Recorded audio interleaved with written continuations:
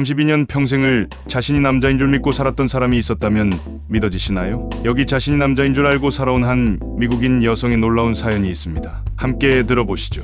사연을 들어보기 전에 1초 만에 누를 수 있는 좋아요와 구독 눌러주시면 영상 제작에 큰 힘이 되며 다음에 더욱 재미있는 사연으로 찾아뵙겠습니다. 그럼 바로 사연 시작하겠습니다. 도널드 트럼프 대통령의 취임 다음 날, 저는 휴대폰을 열어 대통령이 정부가 남성과 여성 두 성별만을 인정하도록 하는 행정명령에 서명했다는 뉴스를 접했습니다. 마치 누군가가 뒤에서 전화번호부로 제 머리를 세게 친 듯한 충격을 받았습니다.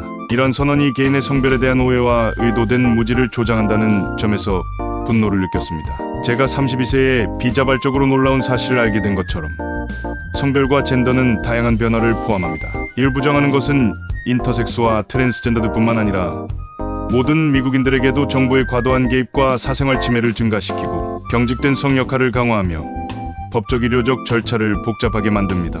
2017년 유전자 검사를 통해 선조에 대한 분석과 건강 상태에 대한 자료를 제공하는 한 회사에 제 타액 샘플을 보낸 지 몇 주 후 제 이메일로 연락이 왔습니다. 메시지에는 DNA 분석에 대한 추가 정보를 확인하기 위해 전화로 연락드리고 싶습니다 라고 적혀 있었습니다. 저는 몇 분 내로 답장을 보냈고 왜 이 분석 회사가 제 북서유럽 혈통에 대해 이야기하고 싶어 하는지 이해했습니다. 저는 누가 봐도 백인입니다. 첫 번째 벨이 울리자마자 전화를 받았습니다. 안녕하세요. 고객 지원팀의 에이버리입니다. 그녀가 말했습니다. 몇 가지 개인 정보를 확인해 주시겠습니까? 저는 제 이름을 말했고 에이버리는 주저없이 질문을 이어갔습니다. 주소는요? 나이는요? 성별은요? 샘플 튜브를 룸메이트나 파트너와 공유하셨나요? 왜 제가 DNA 샘플 튜브를 다른 사람과 공유했겠습니까? 절대 아닙니다. 골수 이식을 받은 적이 있습니까? 역시 아니었습니다. 그녀의 질문이 끝나갈 무렵 저는 테스트 결과가 예상과 다를 것이라는 느낌을 받았습니다. 저는 독특하길 원했지만 너무 독특하진 않길 바랐습니다. 제 생각은 재미있는 잠재적 결과로 흘러갔습니다. 서유럽 외 어디든 출생권 여행이 이상적이었지만 주로는 해피아워에서 이 주제가 나올 때 낯선 사람들에게 30초 정도의 재미있는 이야기를 할 수 있길 바랐습니다. 에이버리가 기침을 하며 제 생각을 끊었습니다. 알겠습니다. 그녀가 말하며 제 생각을 끊었습니다. 귀하의 답변을 기반으로 저희는 귀하의 DNA에서 불일치를 확인했습니다. 불일치요? 그녀는 고객 친화적인 언어를 찾으며 말했습니다. 귀하는 프로필을 남성으로 작성하셨습니다. 그러나 귀하의 DNA는 여성으로 보입니다. 생물학은 테네시주의 제 사립기독교 고등학교에서 제가 가장 좋아하는 과목이었습니다. 그곳에서 저는 퍼넷 사각형과 유전 형질이 어떻게 전달되는지 배웠습니다. 그러나 성이 스펙트럼에 존재한다는 것은 배우지 못했습니다. 저는 남자아이들은 XY 염색체, 남성 생식기, 높은 테스토스테론 수치를 가지고 있고 여자아이들은 XX 염색체, 여성 생식기, 상대적으로 낮은 테스토스테론 수치를 가지고 있다고 배웠습니다. 염색체 호르몬, 외부 생식기 및 내부 생식 구조의 다양한 조합이 존재한다는 것은 몰랐습니다. 고등학교를 졸업한 지 여러 해가 지나서야 인터섹스라는 용어를 처음 들었습니다. 그리고 그때조차도 인터섹스 특성이 생존 출생의 최대 2%에서 발견될 수 있으며 이는 전 세계적으로 빨간 머리만큼 흔하다는 것을 깨닫지 못했습니다. 전화기를 귀에 대고 저는 신경질적으로 웃으며 제 내가 DNA에 대한 남은 지식을 찾는 동안 시간을 벌었습니다. 저희 테스트는 모계와 북의 계보를 추적하기 위해 X와 Y, 염색체의 유전적 마커를 찾습니다. 그녀가 말했습니다. 저희는 모계 계보의 X 마커를 찾을 수 있었지만 유감스럽게도 북의 계보를 보여주는 Y 마커는 찾을 수 없었습니다. 우리의 전화대화의 나머지 부분은 마치 벼룩시장의 마지막 시간에 가격 협상을 하는 것처럼 들렸습니다. 저는 제 옛 정체성을 되찾기 위해 흥정했습니다. 에이버리는 제가 북의 결과를 받지 못할 것이라고 반복했지만 제 지역의 유전 상담사 목록을 보내주겠다고 했습니다. 그들이 도움이 될 수 있을 것입니다. 그녀가 제안했습니다. 그 후 13개월 동안 저는 어떻게 제 DNA가 여성일 수 있는지 이해하려고 노력했습니다. 구글 검색을 통해 클라인펠터 증후군 XXY 염색체를 가진 사람들, 당뇨병, 자가면역 질환, 심혈관 문제, 인지 기능 저하 등 다양한 가능성을 접했습니다. 하지만 저는 이러한 정보만으로 제 상황을 완전히 이해할 수 없었고 전문적인 도움을 받을 필요성을 느꼈습니다. 결국 저는 뉴욕시 마운트 시나이 아이칸 의과대학의 유전학자를 찾아가 상담을 받기로 했습니다. 그녀는 따뜻하게 맞아주었고 저의 허락을 받은 후 유전 상담사와 의대생 한 명이 함께 자리했습니다. 제 유전학자는 저희 상태를 설명하기 시작했고 모두가 그녀의 진단을 주의 깊게 들었습니다. 당신은 성발달 장애 DSD라는 상태를 가지고 있습니다. 구체적으로 말하면 XX 고환 DSD입니다. 그녀는 학생에게 설명을 부탁했습니다. 남성의 정자 형성 과정에서 X와 Y 염색체는 정상적으로 재조합을 합니다. 학생은 종이에 이 과정을 도식화하며 설명했습니다. 하지만 당신의 발달 과정에서는 그녀는 아버지의 Y 염색체의 특정 부분을 동그라미 쳤습니다. SRY 유전자가 Y 염색체에서 X 염색체로 전이되었습니다. 즉, 염색체 검사 결과로는 여성으로 분류되지만 외형적으로는 남성으로 성장했을 가능성이 큽니다.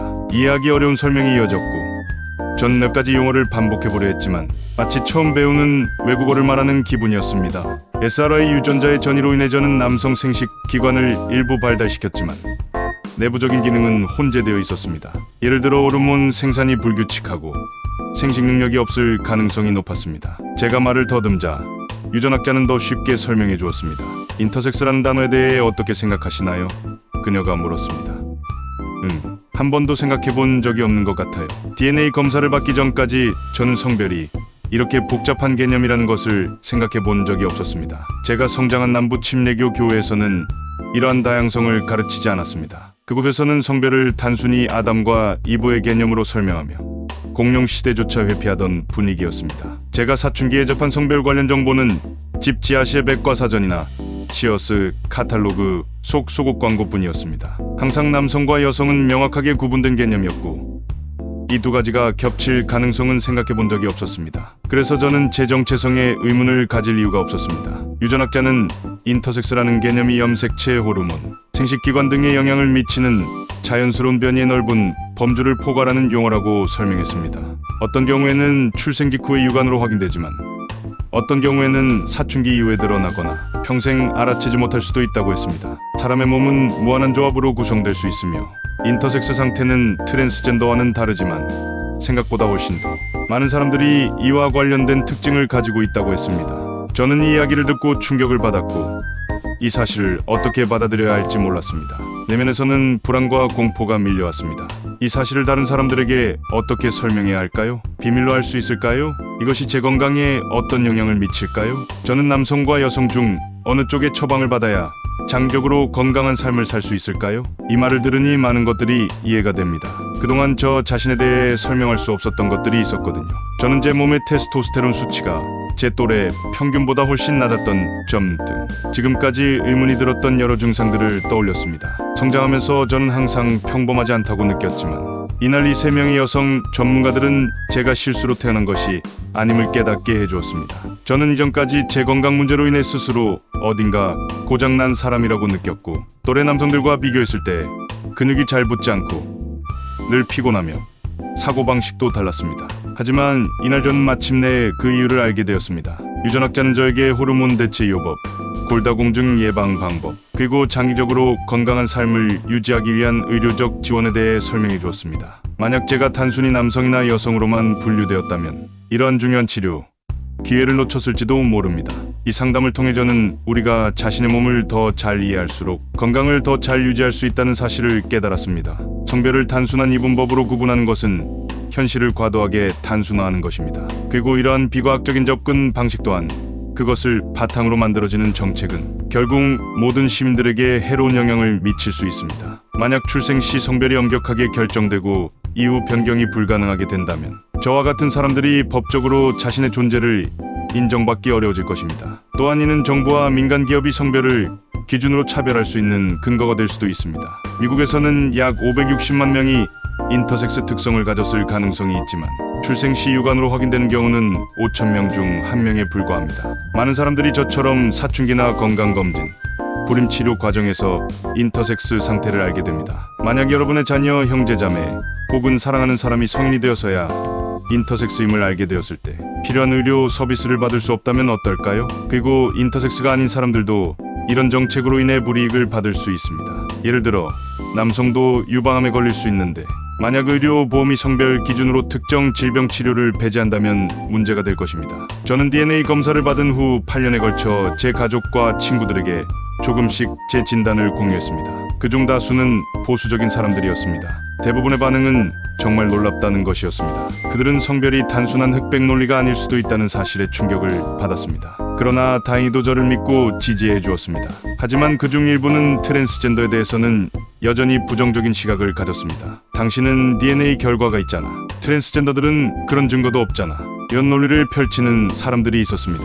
그러나 DNA 검사 결과가 있든 없든 인터섹스와 트랜스젠더 사람들은 존재합니다. 그리고 우리는 그들을 믿어야 합니다. 저는 이 진단을 통해 제 건강과 삶의 질을 높일 수 있는 치료를 받을 수 있었습니다. 하지만 더 중요한 것은 이 경험이 저에게 기존의 틀에 맞지 않는 사람들을 더 깊이 공감할 수 있는 시각을 열어주었다는 것입니다. 성별과 젠더는 하나의 고정된 틀이 아니라 다양한 모습으로 존재합니다. 정책이 이를 인정하지 않는다면 많은 이들이 불필요한 어려움을 겪게 될 것입니다. 단순히 법적으로 존재를 부정한다고 해서 우리의 존재가 사라지는 것은 아닙니다. 그저 우리를 더 위험한 상황으로 몰아넣을 뿐입니다. 그렇기에 지금 우리는 우리의 이야기를 공유해야 합니다.